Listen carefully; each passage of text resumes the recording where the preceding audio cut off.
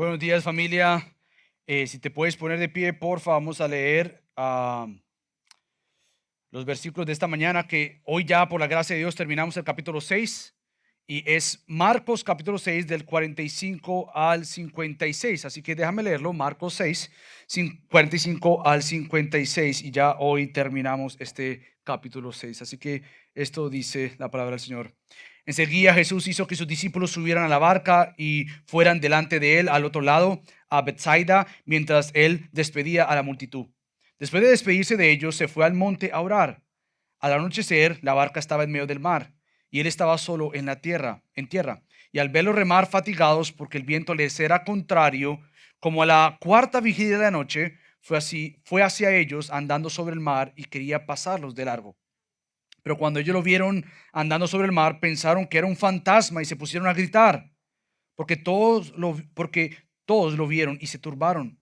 Pero enseguida él habló con ellos y les dijo: tengan ánimo, soy yo, no teman. Subió con ellos a la barca y el viento se calmó y ellos estaban asombrados en gran manera porque no habían entendido lo de los panes, sino que su mente estaba embotada. Terminada la travesía, llegaron a tierra en Genezaret y atracaron en la orilla. Cuando salieron de la barca, la gente enseguida reconoció a Jesús y recorrieron apresuradamente toda aquella región y comenzaron a traer a los enfermos en sus camillas a donde oían decir que él estaba.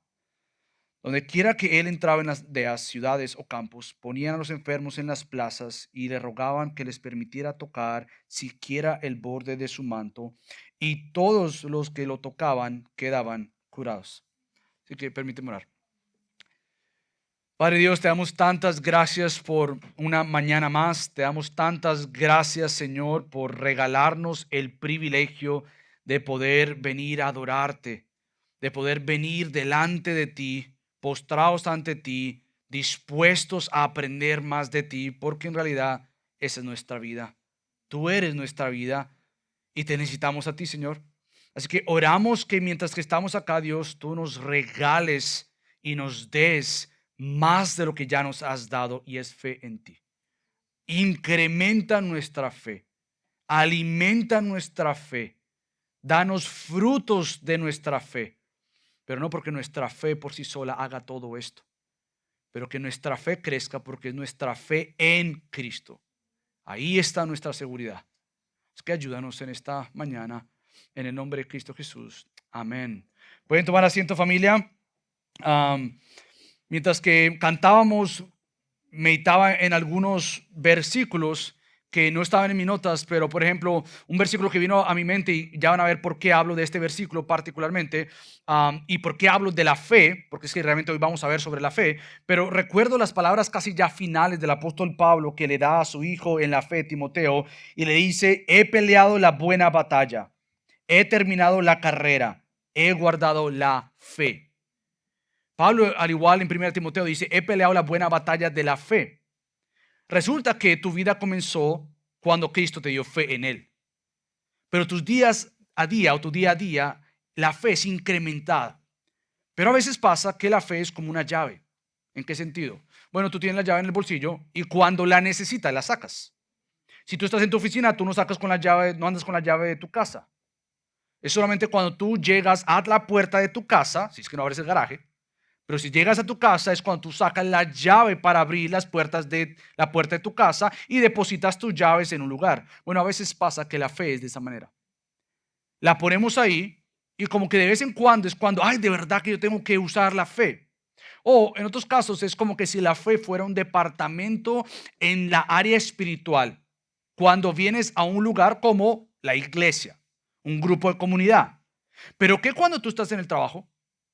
¿Qué cuando tú estás frente a una tentación? ¿Qué cuando estás frente a una situación compleja, difícil?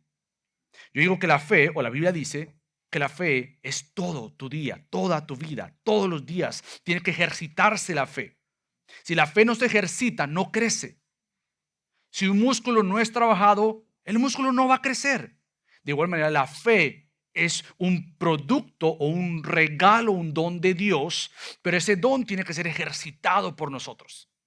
Entonces, para tratar de orientarte, como el apóstol Pablo le dice a Timoteo: yo he peleado la buena batalla y he guardado la fe. Pablo vivió su día a día peleando por la fe, sosteniendo la fe, preservando en la fe en Cristo. Entonces, hoy vamos a ver precisamente que los discípulos todavía batallaban con la fe. Y vamos a ver que las multitudes venían en fe por diferentes razones, pero todo esa gran porción final del capítulo 6 nos habla de Jesús y la fe. Y para eso quiero recordarte que uno de los capítulos donde mencionan a varios hombres y mujeres de la fe es Hebreos 11. Y no vamos a ir ahí, lo voy a mencionar brevemente, pero Hebreos 11 lo que hace es resaltar la fe de hombres y mujeres en Dios que vivían confiados en las promesas y en las recompensas de Dios como aquellos que se acercan a Dios. Lo que hace el autor de Hebreos en el capítulo 11 es presentar mujeres y hombres que venían a Dios sabiendo que Dios iba a recompensarles, sabiendo que Dios tenía algo que darles y obviamente ese algo que darles es Cristo y las promesas compradas por Cristo. Cada ejemplo de la lista del autor de Hebreos en el capítulo 11, ¿sabes qué es lo que muestra? Muestra que aquellos que creyeron en Dios vivieron para Dios confiando en las promesas de Dios. Ahora, esta gente del Antiguo Testamento, no importa si era Abel, Enoc, Noé, Abraham, Sara, Isaac, Jacob, José, Moisés, hasta el pueblo de Israel, que recuerdas que se les dijo, ustedes lo único que tienen que hacer es marchar, hacer sonar las trompetas, gritar y las murallas se van a caer. No tienen que tirar piedras, no tienen que prender fuego a la muralla, con tan solo marchar, hacer sonar una trompeta y gritar, iba a pasar algo. De igual manera, Rahab escondió a los espías. Y unos que no tengo tiempo para mencionar, pero lo que hace el autor de Hebreos es resaltar la fe de estos imperfectos pecadores como tú y como yo, pero su fe puesta en el perfecto Dios. Lo que resalta este capítulo no es que ellos eran muy especiales, es que su fe en Dios es muy importante. Lo que hace esos versículos es resaltar nuevamente que ellos lo que hacían como parte del remanente del Antiguo Testamento era mirar hacia el futuro y decir, Dios ha dicho algo, yo creo en eso. Ellos creían en el futuro, en aquel personaje principal de la Biblia que era Cristo, el Mesías, iba a venir. Dios había prometido que le iba a enviar a alguien y ellos miraban hacia el futuro diciendo, nosotros creemos esa verdad.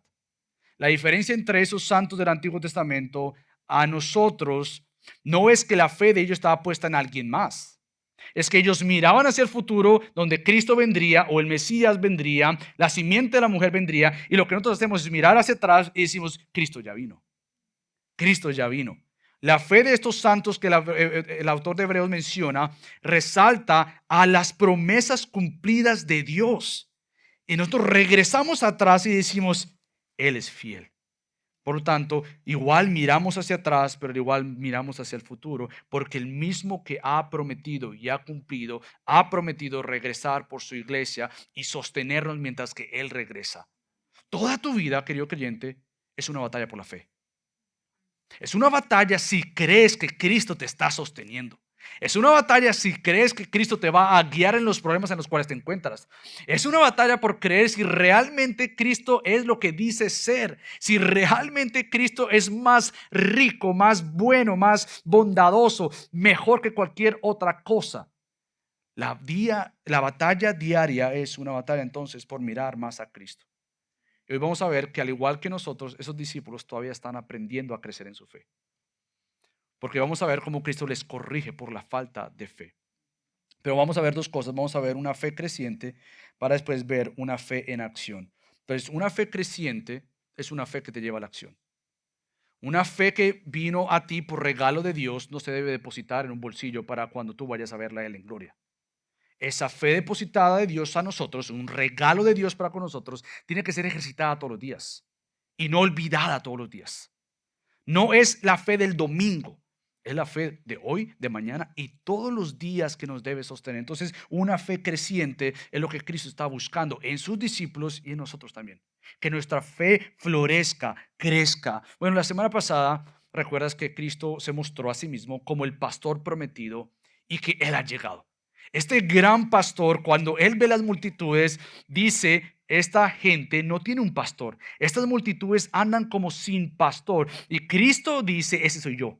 Yo he venido como el buen pastor a cuidar el rebaño, a proveer. Y él hace ese gran milagro de la provisión de los 5,000 y él multiplica los panes y los peces. Luego lo que ya vemos es que Marcos dice, bajo este mismo contexto, imagínate que la multitud ya comió, está saciada y ahora Cristo entonces se mueve para despedirse de ellos. Vemos que tuvo compasión con las multitudes y no se va, sino hasta que queden saciadas. Él se revela a sí mismo como el gran pastor que ha sido el prometido que iba a venir y ahora entonces se despide de las multitudes para intencionalmente tener un tiempo a solas con su Padre.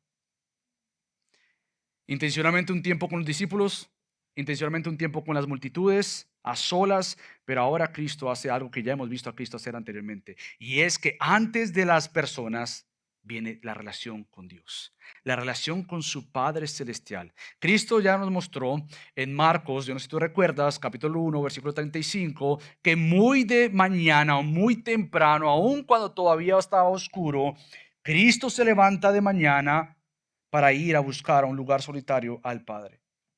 En este caso podríamos decir, bueno, ya estaba de noche, no porque era muy de mañana, como fue en el caso de Marcos 1:35. En este caso ya era muy de noche porque nuevamente, si te regresas a la escena pasada, los discípulos se preocupan por las multitudes porque le dicen a Cristo, envíales ya a sus lugares porque se está oscureciendo. Imaginémonos que Cristo, obviamente como ya sabemos, no los envía a casa, les da de comida, hace ese gran milagro, ya se está oscureciendo. Cristo se retira entonces para estar nuevamente a solas, no de tanto de mañana, sino de noche, hasta que casi vamos a ver que está ya casi, iba a comenzar la mañana. Pero el caso es que Cristo toma esto intencional de encontrarse una vez más lo que ya es común para él y es comunión con el Padre. Ahora bien, Jesús buscaba estar a solas con el Padre mientras que él estaba en la tierra porque esa era su realidad de la eternidad.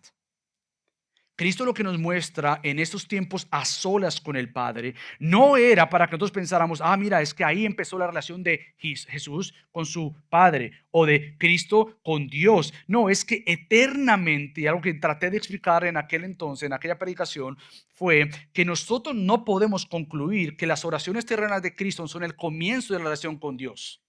Al contrario, lo que esto nos manifiesta y nos muestra es que desde la eternidad Cristo ha estado en una relación perfecta entre el Padre y Él y el Espíritu Santo. Eternamente han tenido conversaciones donde han extendido uno a otro conversaciones de expresión, de adoración, de santidad, de propósitos, de amor, de gozo y de gloria.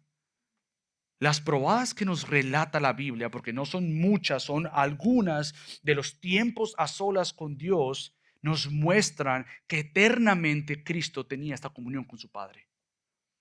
Y que se humilló a tal punto de dejar esta comunión eterna, no porque la dejó al venirse, pero porque de alguna manera descendió por nosotros y en su humanidad buscaba crecer en relación con lo que Él divinamente siempre ha tenido, una relación con su Padre.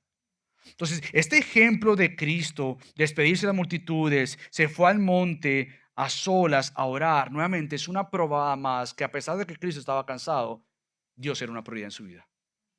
A pesar de que Cristo estaba cansado, Él no reemplazaba el tiempo a solas con su Padre porque Él en su humanidad necesitaba de la guianza, de la sabiduría, del empoderamiento del Espíritu Santo, no en su divinidad, pero en su humanidad, siendo 100% o completamente hombre como completamente Dios, pero en su humanidad nos da un ejemplo de que siendo humano como nosotros, Él necesitaba de su Padre. ¿Cuánto más nosotros?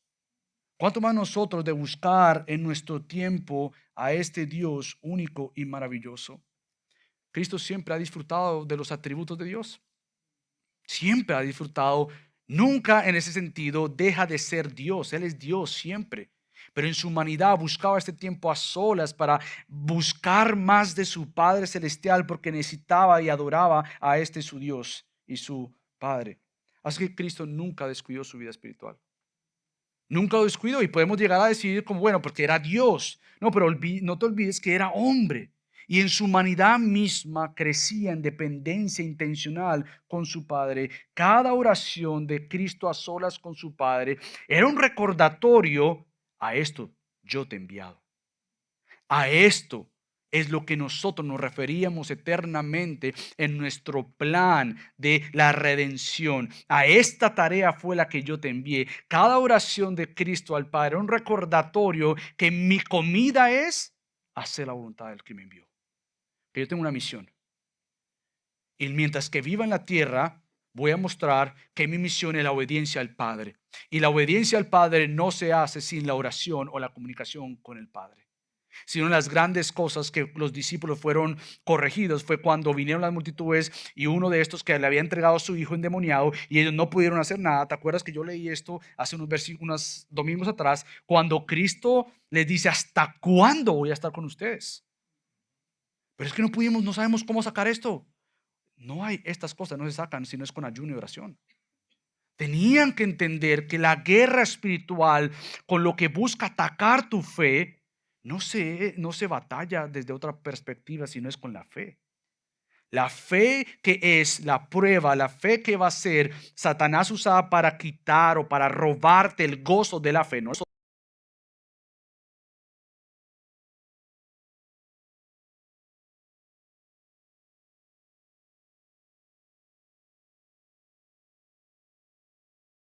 fe va a ser probada. Y la manera de ver a Cristo como el ejemplo mayor es verle a Él que con toda batalla de la fe se necesita la fe en Dios.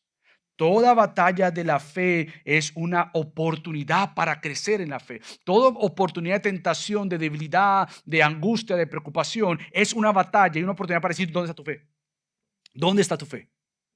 Toda noticia que escuches, todo lo que puede estar pasando en el mundo, la pregunta del millón es, ¿dónde está tu fe? Pero esa fe nuevamente no es ejercitada o crecer si no es ejercitada. Esa fe tiene que ser ejercitada por nosotros. Por lo tanto, después de varias horas de oración en la noche, vemos nuevamente el corazón de Cristo. Vemos que ahora tiene compasión no por las multitudes, pero ahora se dirige su compasión hacia quién? Hacia los mismos discípulos. ¿Por qué tiene compasión para con ellos? Bueno, después de orar varias noches y varios tiempos en la noche, imagínate a Cristo estando orando y de repente se da cuenta, siendo Dios obviamente, que sus discípulos están allá bien cansados y fatigados. Han estado remando contra la corriente, por así decirlo. Han estado remando contra el viento. Y si alguna quizás ha hecho eso, estar remando contra la corriente no es nada agradable. Y están ahí esperando a Cristo. Y Cristo los ve y tiene compasión para con ellos y se dirige hacia ellos. Pero recuerda algo, los discípulos ya estaban cansados. Esta historia comienza con que regresando de la misión que Cristo les entregó, ellos ya estaban cansados. Cristo reconoce eso y le dice, apártense a un lugar para descansar. Pero de repente llegan las multitudes. Y las multitudes, en vez de darles descanso, Cristo les pone a trabajar. Ustedes sirvan, cansados por la misión, sirvan y ahora esperen. No esperen durmiendo, esperen remando a que yo venga, y están ahí cansados de todo lo que ya han estado haciendo. El texto dice que era como la cuarta vigilia de la noche. Eso más o menos entre las 3 de la mañana a las 6 de la mañana. Nuevamente, Cristo no ha tomado un tiempo de descanso, su descanso era buscar al Padre. Ha tomado un tiempo intencional y le dice a sus discípulos, ustedes quédense aquí mientras que yo voy a solas y busco a mi Padre. De 3 a 6 de la mañana, antes de esto, los discípulos ya han estado remando. No han descansado, viniendo en el mar, viniendo y buscando a que Cristo por fin se aparezca. Bueno, hablemos un poco de cómo entonces está nuestra vida de oración. Ahora, el texto no nos dice qué estaban haciendo, si es que ellos estaban orando, lo que dice es que estaban fatigados. Viendo a Cristo orando o sabiendo que Cristo estaba orando, lo que los discípulos muestran es que estaban fatigados de tanto remar. Ahora, ¿cómo está nuestra vida de oración? Ahora, yo creo que todos luchamos con la oración. Yo no creo que haya alguien aquí que diga, mira, no, yo estoy re bien. Mira, yo no necesito más oración. No. Entre más tú oras, más te das cuenta que necesitas orar. Y entre más tú oras, te das cuenta que más te falta crecer en la oración. ¿Cómo está nuestra vida de oración entonces? Bueno, los discípulos lucharon con la oración como nosotros. Y es bueno nosotros ver y humanizar a los discípulos. Porque a veces les vemos como que son estos perfectos discípulos, pero son imperfectos discípulos del perfecto Cristo. Ellos lucharon. ¿Te acuerdas de momentos tristes de Cristo? De angustia de Cristo. en Getsemaní, cuando él se lleva a Juan, se lleva a Pedro y se lleva a Jacobo y le dice, venga, oren conmigo en Getsemaní, oren conmigo. ¿Qué hicieron ellos? Se quedaron dormidos. Ahora, podríamos nosotros mismos excusarlos con muchas excusas que probablemente son las mismas excusas que nosotros decimos. Bueno, obviamente se quedaron dormidos porque estaban cansados. O sea, ¿qué esperas? Esa agenda de Cristo no era fácil. Ser un discípulo de Cristo no era fácil. Y permíteme decirle, no sigue siendo fácil. No es fácil seguir a Cristo. Entonces, tu vida de oración no va a ser cuando la vida se haga más fácil. Porque quiero decirte algo. Si creemos en la Biblia, nuestros días se van a poner más difíciles. Entonces, no podemos pensar y decir, bueno, cuando ya se vayan los problemas de mi casa, bueno, resulta que esos problemas se van a acabar hasta que tú mueras. Hasta que llegues a gloria. Bueno, cuando ya yo me sienta mejor, bueno, resulta que este cuerpo se va a ir enfermando. Cuando ya tenga más fuerza y energía, resulta que entre más pasamos, quizás menos energía tendremos. Cuando yo tenga más tiempo, cuando deje de estudiar, cuando ya no tenga 2 trabajos, cuando ya tenga un trabajo más normal, resulta que nuevamente ponemos excusas y podemos decirle como a los discípulos, bueno, estaban cansados. Podríamos decir, estaban ocupados. Podríamos decir, bueno, es que era muy temprano o era muy de noche. Cualquier momento que Cristo decía escoger y orar, los discípulos estaban cansados, estaban fatigados, estaban de alguna manera preocupados por otros asuntos, pero al final se quedaron dormidos. Ahora, ¿sabes por qué nosotros no tomamos la oración o no crecemos en la oración como debiéramos crecer? Yo pienso que el problema, uno de los problemas es que nosotros vemos la oración como una tarea más y no como una herramienta que es. Yo creo que hay un problema en nuestra vida de fe en la oración y es que vemos la oración como una cosa más que tengo que hacer. Por ejemplo, dame darte un ejemplo para ver si logras entender lo que yo pude tratar de pensar en mi propia vida esta semana. Esta semana tuve que cambiar la llanta del carro de mi esposa. Y para cambiar la llanta del carro de mi esposa tuve que usar un gato. No sé si en tu país le dicen un gato, pero en Colombia le dicen un gato. Tengo que usar un gato para levantar el carro. Imagínate que yo dijera, ¿sabes qué? Yo no tengo tiempo para usar ese gato, esa herramienta. Porque no tengo tiempo, eso es algo más que yo tengo que hacer. Entonces lo que yo voy a hacer es levantar el carro con mi mano izquierda, mientras que con la derecha le quito las tuercas, trato de quitar la llanta y pongo la llanta de repuesto. Sería imposible. Sería imposible levantar un carro con una mano para cambiar la llanta con otra mano. Bueno, a veces pensamos que la oración entonces es una tarea más y no una herramienta de gracia que me ayude a las tareas de mi vida. Sería ilógico pensar que una persona va a cambiar la llanta de un carro sin la herramienta que se le ha provisto para levantar ese carro. Bueno, de igual manera pasa que los cristianos a veces no nos damos cuenta que hay muchas cosas que se nos ha puesto encima. Pero Dios nos ha otorgado la gracia, la disciplina y la herramienta de la oración para llevar todos los asuntos de tu día. Por tanto, la próxima vez que tú te veas enfrentado a una relación complicada en tu casa, con diferentes temas difíciles en tu casa, o con el trabajo, o con el tráfico, o con las finanzas, o con la enfermedad, pregúntate, ¿estás tú tratando de levantar el carro por ti misma? ¿Por ti mismo? ¿Estás realmente tú diciendo, y querida mamá, tú crees que tú vas a poder seguir criando a tus hijos en el temor y en la disciplina del Señor sin una vida de oración? Querido esposo, tú y yo creemos que vamos a liderar nuestra casa como Dios demanda, cuidar de nuestro hogar, proveer a nuestro hogar sin la oración, sin venir a Cristo, educar a nuestros hijos. Ser un trabajador que muestre a Cristo, glorifique a Cristo, brilla a Cristo, que se diga de ti, qué increíble trabajador eres. Sin la oración eso no va a poder. Y si llega a pasar, el crédito se lo va a llevar tú y no Cristo. Todas tus responsabilidades del día a día van a ser posibles, no que van a ser llevadas a cabo, pero por lo menos vas a responder como Dios demanda de nosotros cuando le demos a la oración el lugar que corresponde a nuestra vida. No es una tarea más, no es una lista más. Es una prioridad de nuestra vida el poder venir y usar la herramienta de gozo y deleite y disciplina que hay que crecer para poder entonces llevar a cabo todas y cada una de las responsabilidades en tu vida. Cada vez que tú entonces te veas enfrentado con oro o hago esto, pregúntate, ¿voy a levantar el carro o uso lo que Dios me ha dado?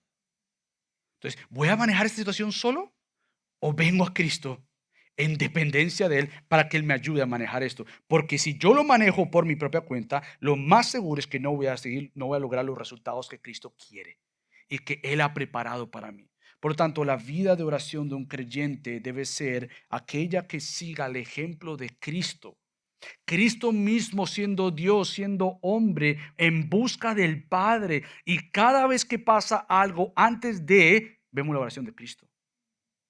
Cristo buscaba al Padre, o sea, cuando la multitud lo buscaban, Él se apartaba. O cuando iba a hacer algo o iba a evidenciar algo, Él se apartaba a orar. Antes de escoger a sus discípulos, oró intensamente. Obviamente, Cristo sabía la necesidad de buscar la gloria del Padre por medio de la oración. Nosotros tenemos que crecer entonces en que nuestra vida debe ser una búsqueda mayor, por un deleite mayor en la disciplina de la oración. Todos tenemos que crecer en esa área.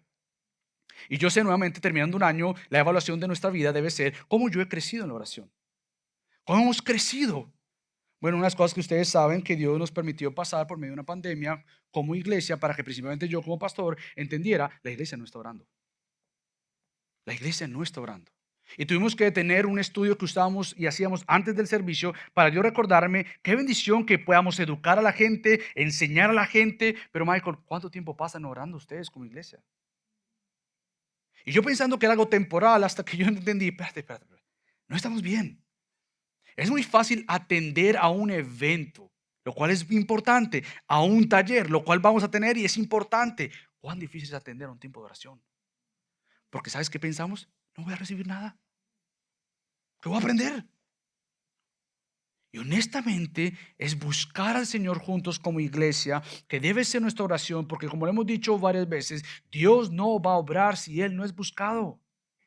Dios no va a mostrar su gloria, su belleza, va a obrar si nosotros no le buscamos en dependencia humilde de oración. Hemos estado apartando los domingos a las 10 de la mañana.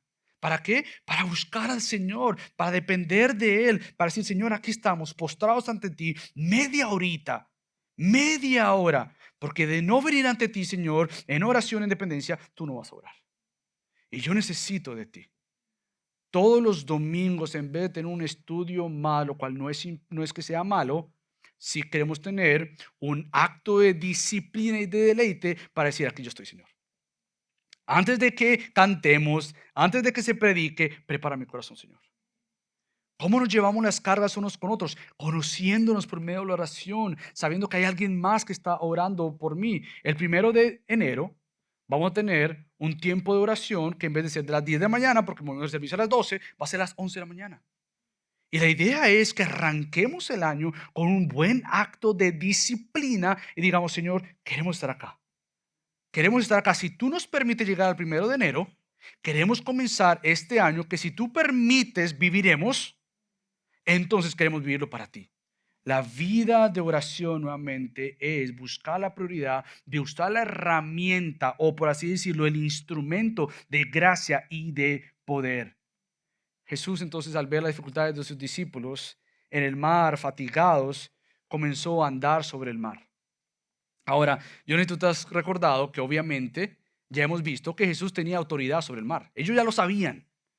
Ellos ya habían visto a Cristo en Marcos capítulo 4, cuando Cristo estaba durmiendo en la barca y viene esta gran tormenta, estos grandes vientos. Los discípulos asustados porque iban a morir, estaban bien preocupados y Cristo entonces le dice al mar, cálmate, sosiégate. Pero después le dice a los discípulos, ¿por qué están atemorizados? ¿Cómo no tienen fe?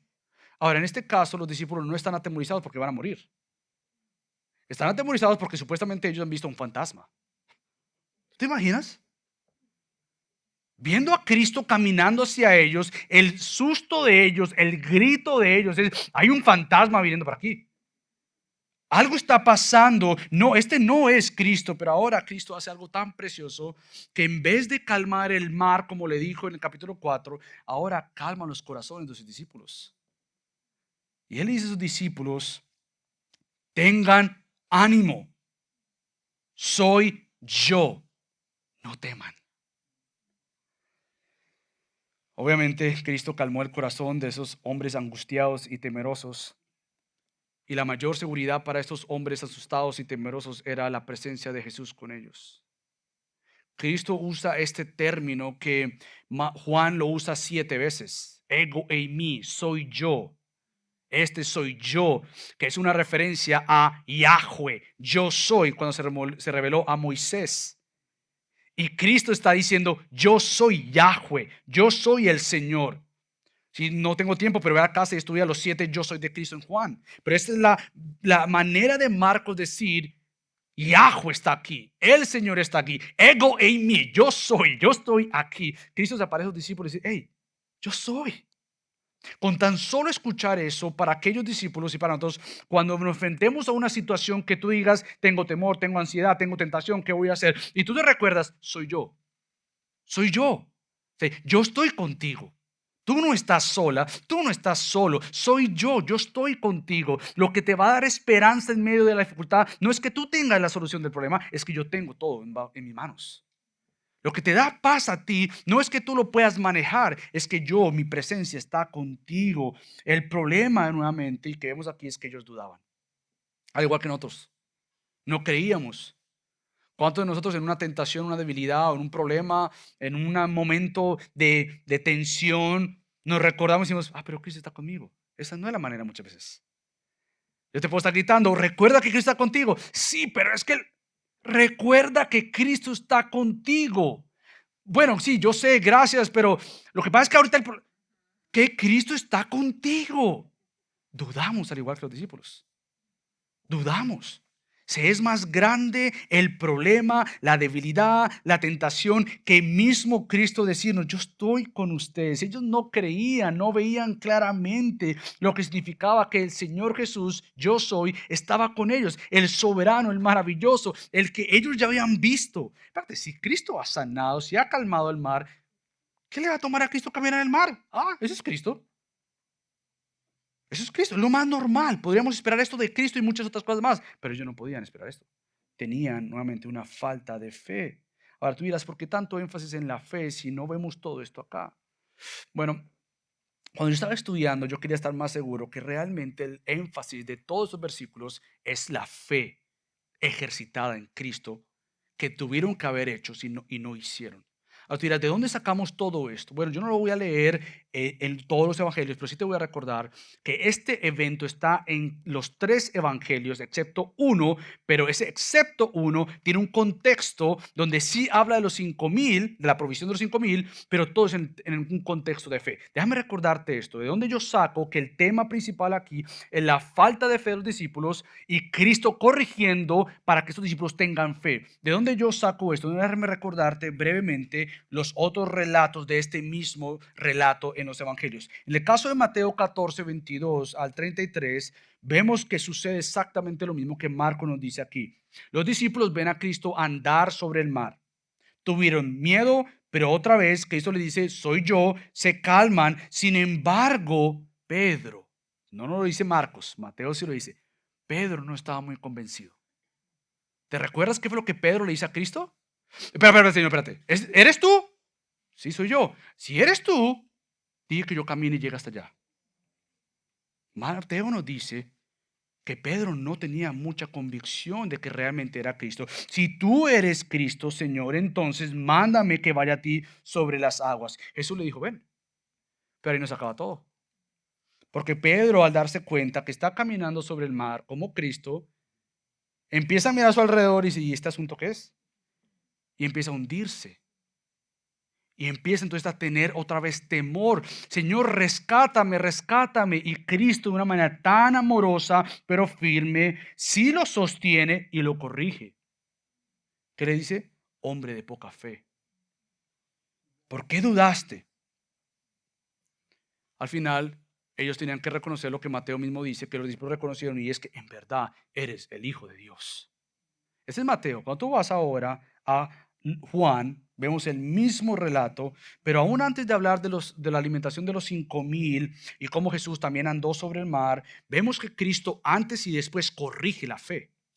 Entonces, nuevamente, yo estoy ayudándote a entender cómo este evento de Cristo andar sobre el mar está bajo un contexto de fe. Porque el punto de estos versículos es que tú y yo crezcamos en nuestra fe en Jesús. Entonces, Juan dice que Jesucristo dice, porque si creyeran a Moisés, me creerían a mí. Porque de mí escribió él. Pero si no creen sus escritos, ¿cómo creerán en mis palabras? Esto es previo a el mismo relato. Pero después, vuelvo y te digo que Cristo corrige a las multitudes cuando le dice, ustedes me buscan, no porque hayan visto señales que testifican que Él es Cristo, sino porque han comido de los panes y se han saciado. Esta es la obra de Dios. ¿Cuál es la obra de Dios? Que crean en el que Él ha enviado, pero yo ya les dije que aunque me han visto, no creen. El contexto nuevamente en Juan nos muestra que esto es una prueba de fe.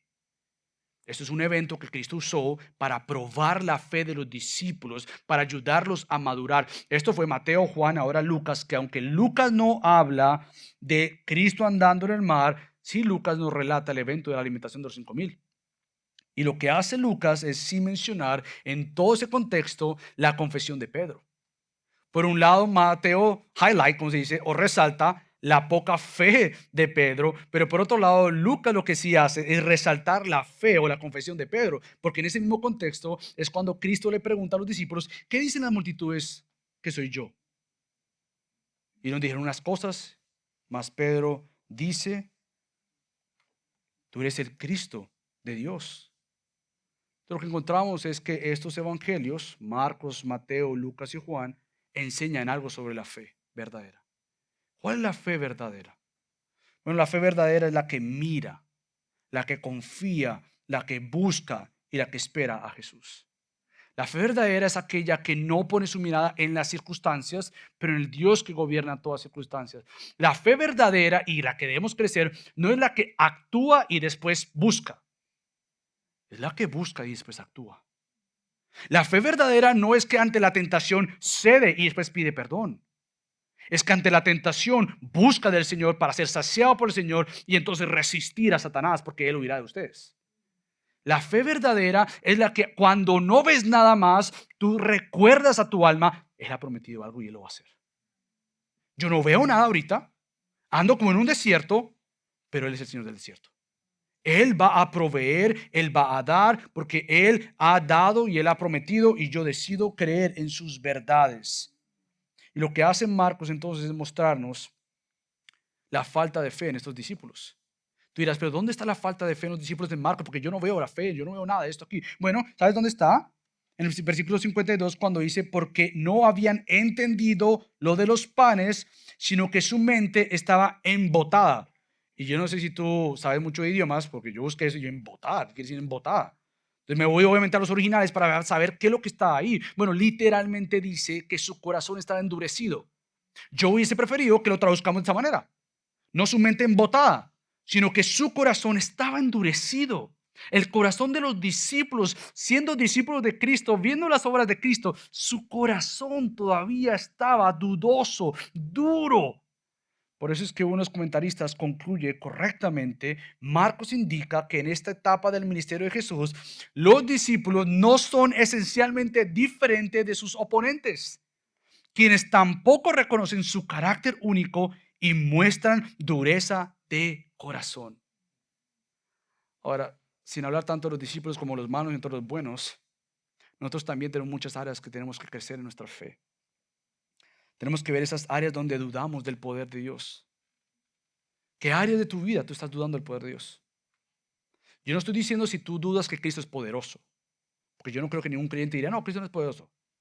Yo estoy diciendo es si tú estás dudando en que el poder de Cristo se manifiesta en esa área en tu vida. Ahora, no estoy tampoco hablando que tú creas en el poder de Cristo, en que yo creo en el poder de Cristo y el problema se va a ir. Porque eso es lo que te han vendido en el Evangelio de la Prosperidad. Lo que yo estoy diciendo es que tú creas tanto en el poder de Cristo como para sostenerte a pesar de la prueba. O resolver el asunto, porque lo puede hacer. ¿En qué áreas de nuestra vida estamos olvidando el señorío de Cristo? Que le perteneces a Cristo. ¿En qué área de tu vida tú andas como que si eres dueño de ti misma, de ti mismo, y por ende tú puedes hacer, y después como que, ay, de verdad que Dios está acá? Porque ver a Cristo como el Señor de tu vida requiere de fe.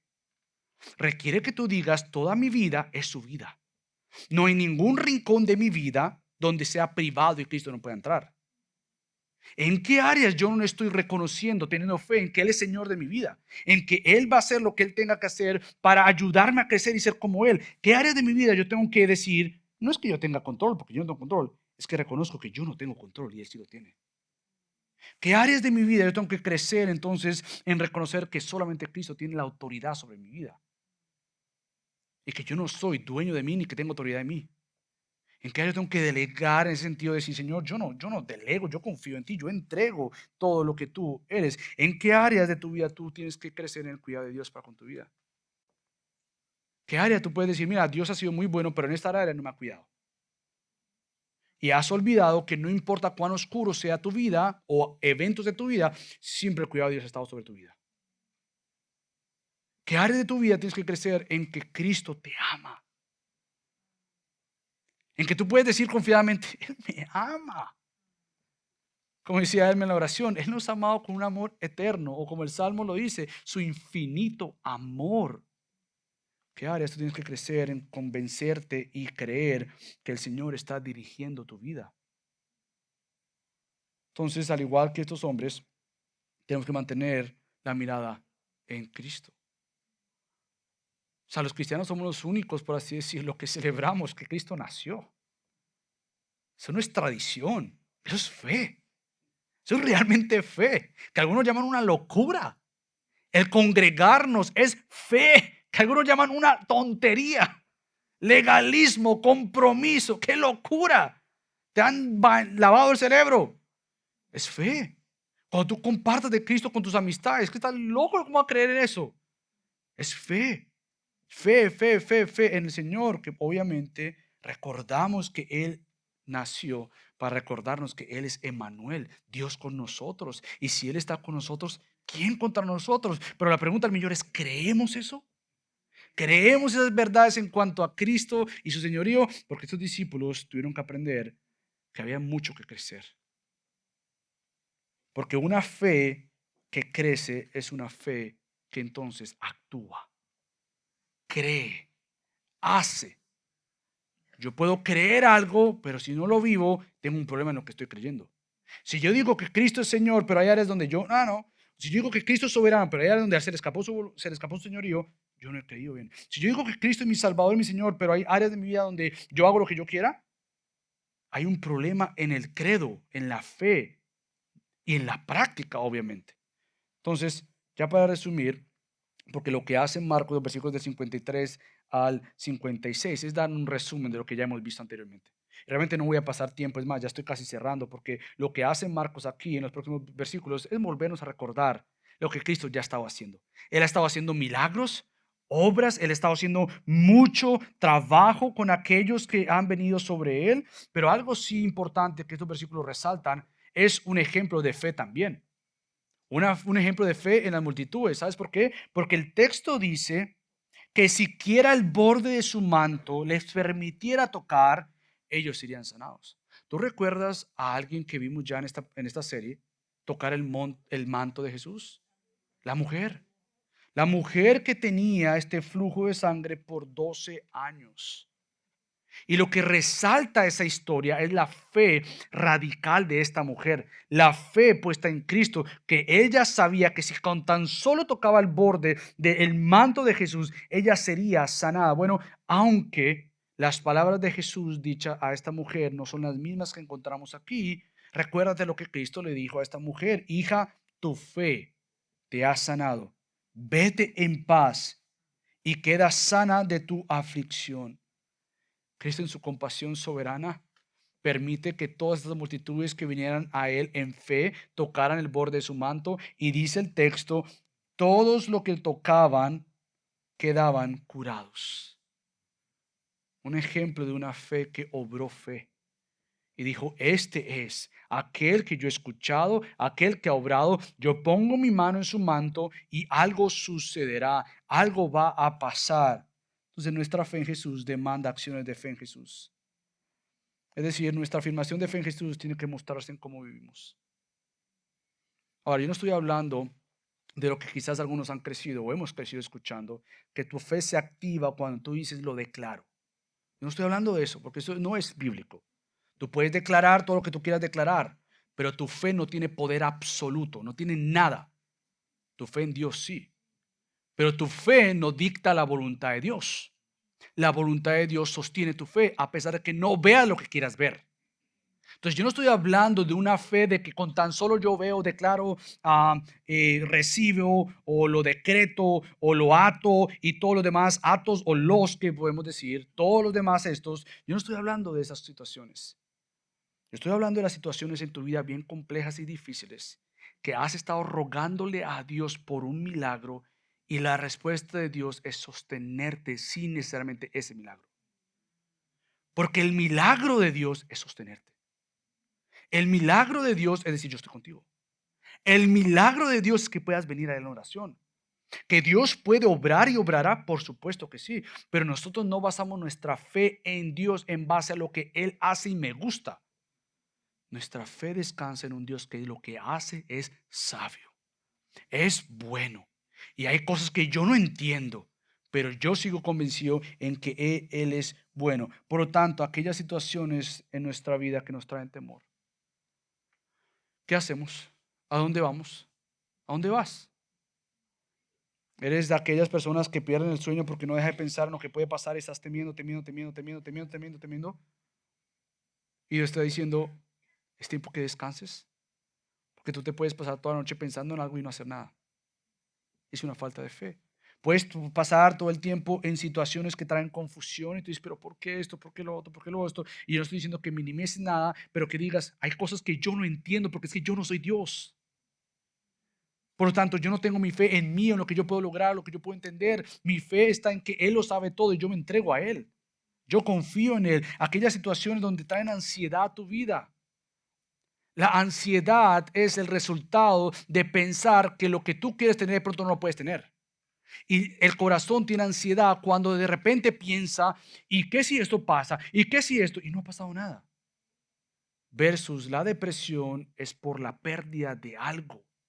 En cualquier situación que te encuentres, si es depresión porque perdiste algo, no tienes algo, pasó algo, tú tienes que mirar a Cristo.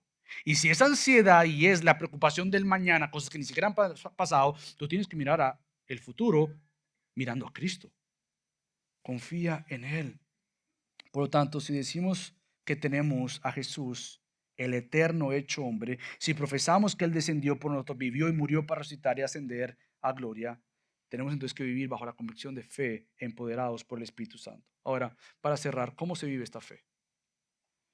Bueno, vivir con fe es creer que Jesús es suficiente para toda la necesidad que tengas. Él es suficiente. Vivir en fe es vivir una vida que busque ser transformada a la imagen de Jesús.